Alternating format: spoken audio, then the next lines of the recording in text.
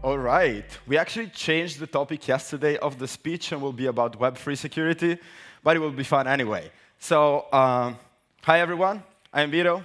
Just a couple of questions before getting started. How many of you are developers in Web3? Okay, nice. How many of you are PMs, project managers? More or less. Hey, Alex.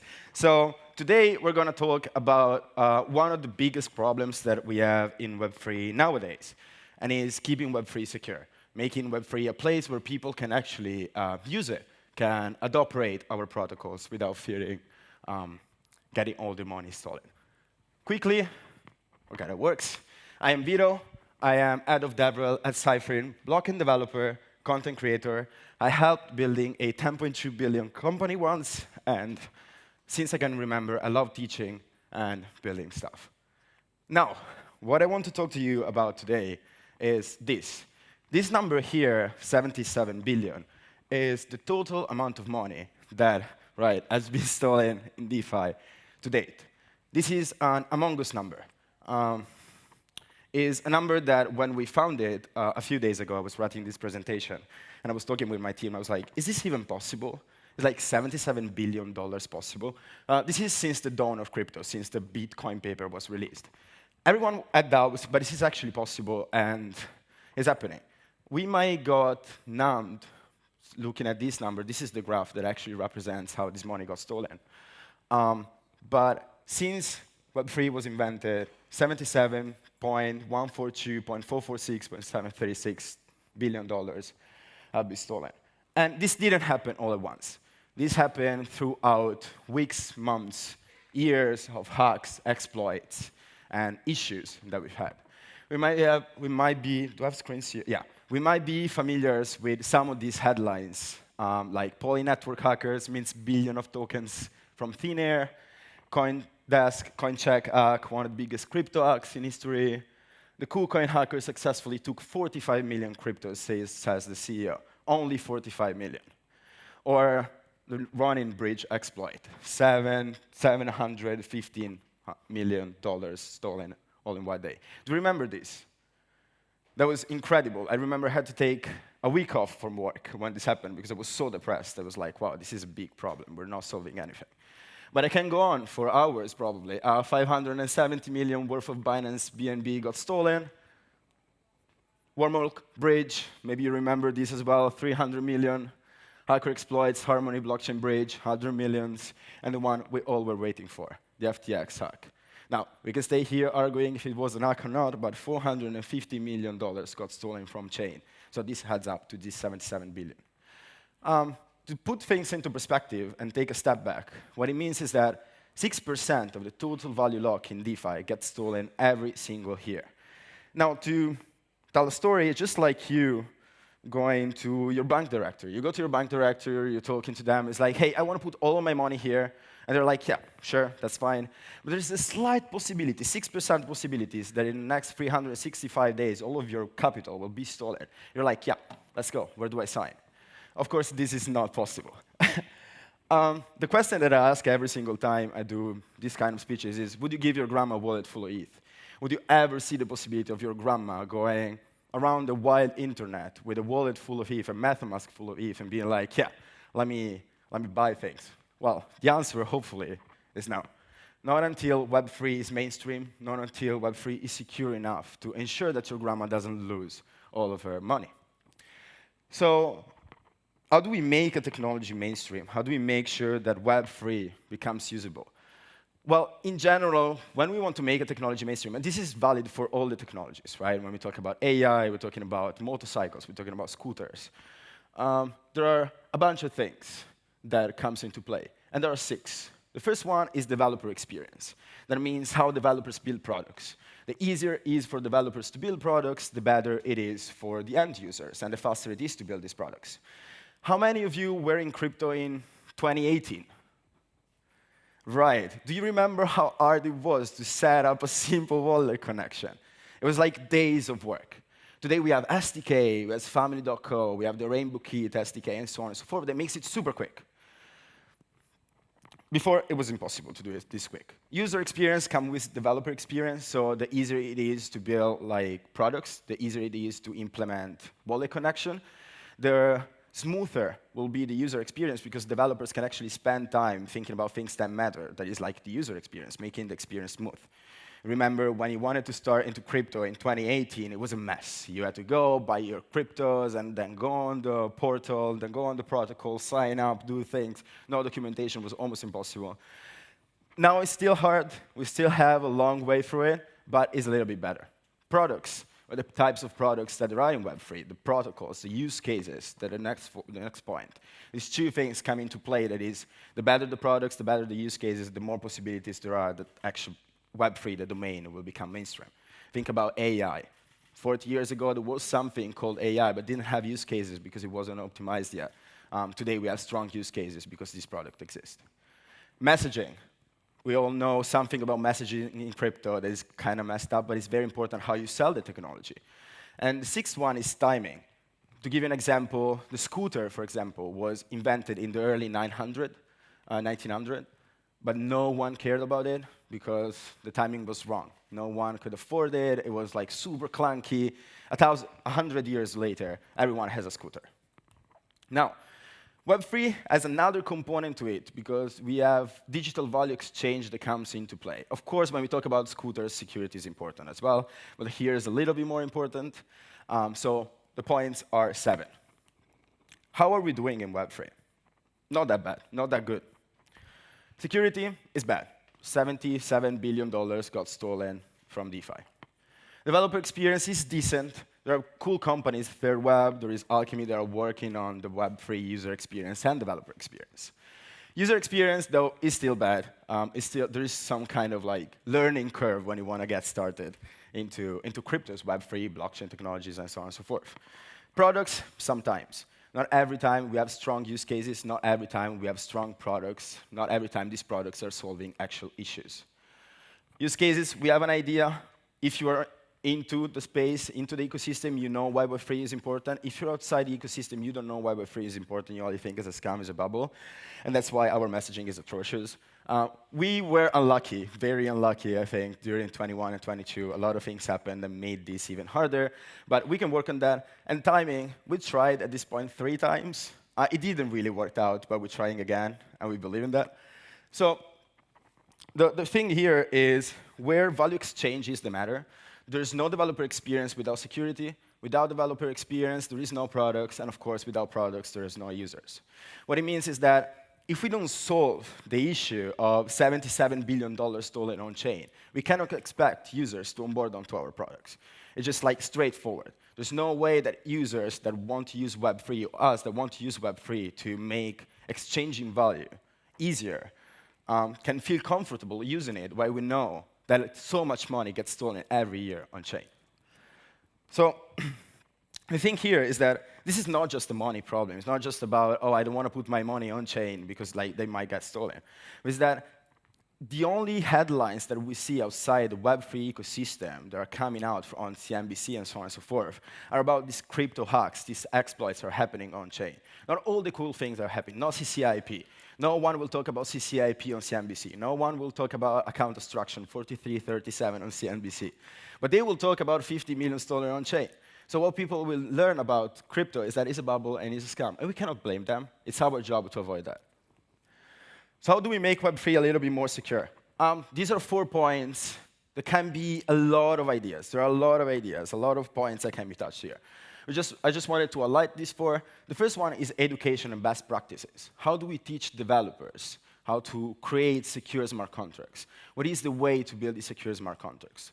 At Cyphering, for example, we are opening an education platform that we will see in a few seconds that we call web3education.dev, and we teach all things Web3 development. You might be familiar with Patrick's courses, 32 hours courses. Patrick is our CEO at Cyphering, and we are building a platform out of his learning and educational material. Second is developer tools. So how do we help developers building better tools, more secure smart contracts? There are companies like Trail of Bits that are working on these. There are tools already that kind of help developers to build more secure smart contracts. But still, it's a big business opportunity. Audit and code reviews. This is what we do at Cypher, and is reviewing code, smart contracts code, making sure that the code is secure. So we tell developers if their smart contracts are secure or not. And then incident prediction and incident response. This is not a Web3 thing, like all of the others, but this one especially is a standard security practice. So when something happens, when there is an incident that might happen, you want to be able to predict it. And when it happens, you want to be able to respond to it in the quickest way possible. Now, there's been instances where to respond to an incident, it took days, if not weeks. There's been cases, like in the running actor exploit, where it took weeks to see that we were missing $500 million on chain. It's kind of crazy if you think about that. This shouldn't happen.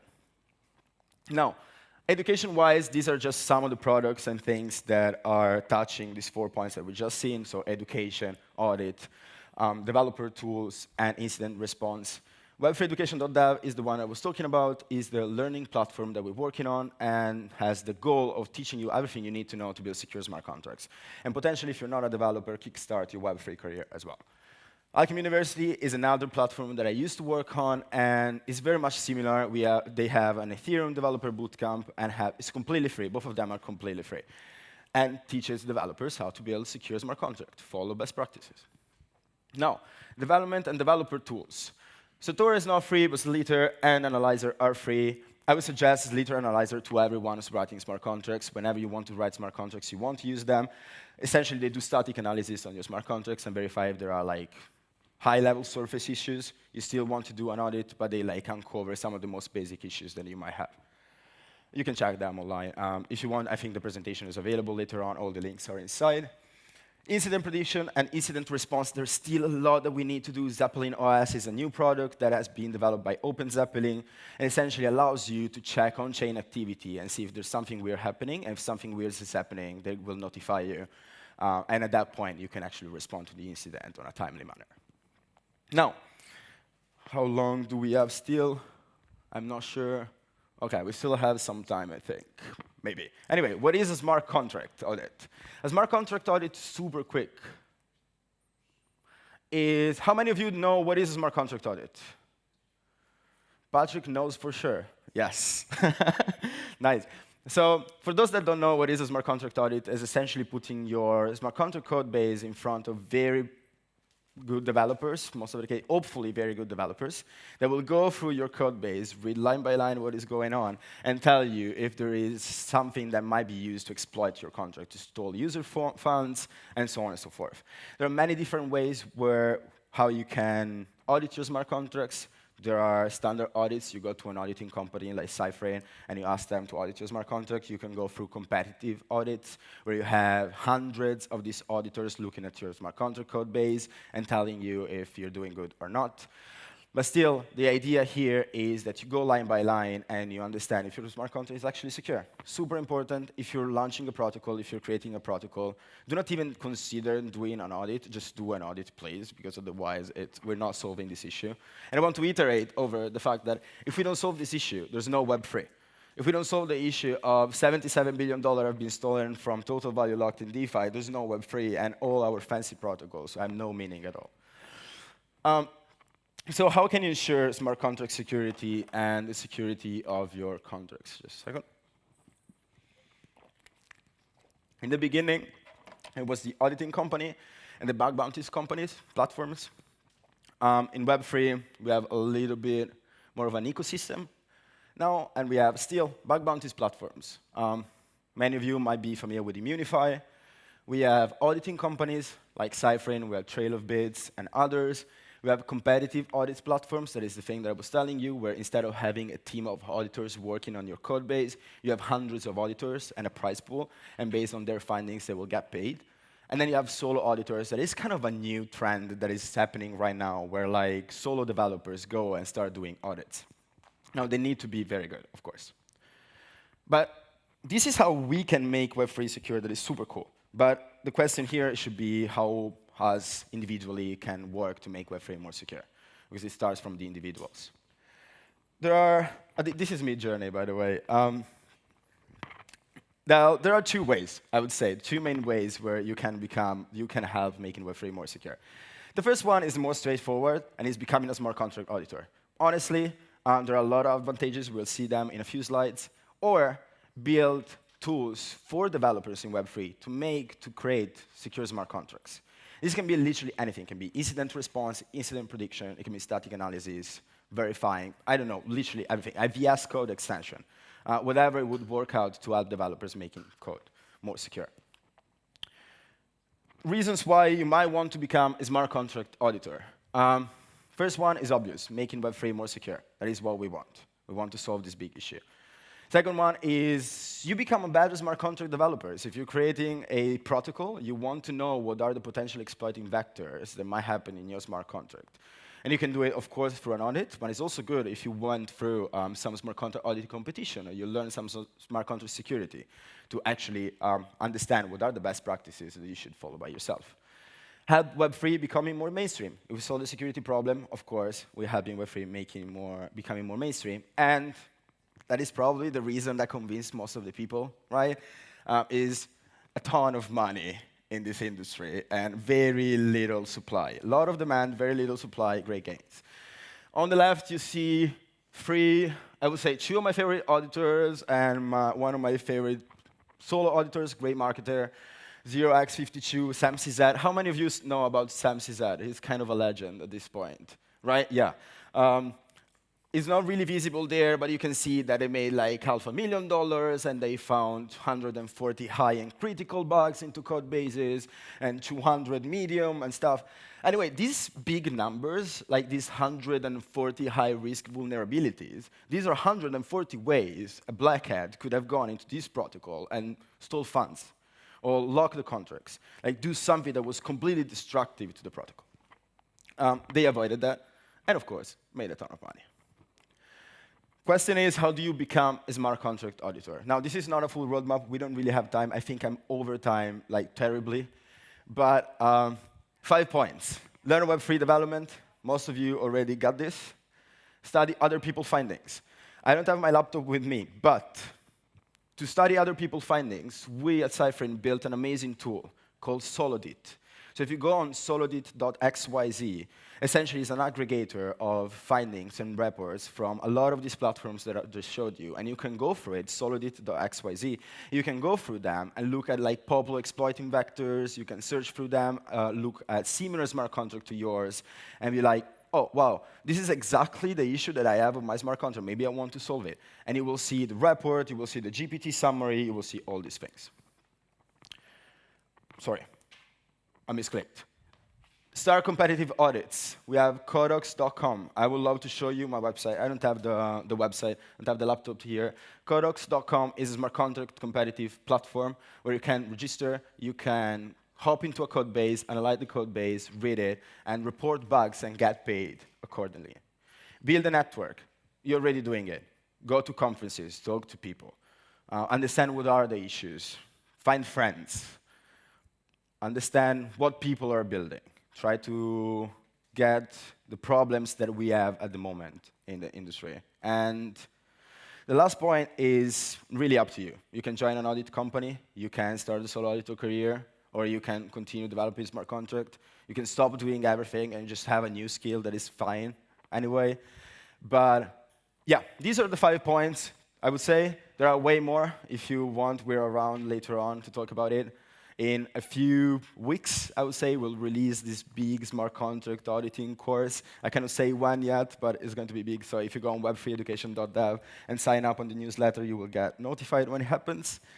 Last slide is something that I don't remember writing, but I found it in my notes, and I was super happy about that. And so if your goal is to see decentralization becoming mainstream, if you're dreaming to see your grandma paying for groceries using a MetaMask wallet, if you're tired to see hundreds of millions of dollars stolen because of devs' negligence or like creative black hats, help us Web3 becoming mainstream. Help us stopping this shameful thing that is losing billions and billions of dollars every year from on-chain, or become a smart contract auditor, build tools, or simply learn how to build more secure smart contracts.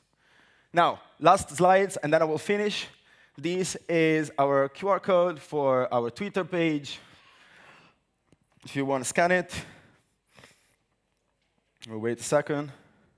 Once you have scanned it, if you have scanned it, you will see what it is. It's a Rickroll, because during Web3 conferences, you shouldn't scan QR codes. So if you want to follow us on Twitter, these are our actual handles. It is Cypher Audits, I'm Vitto Stock, and we have Codox. Thank you so much. It was a pleasure, and see you soon.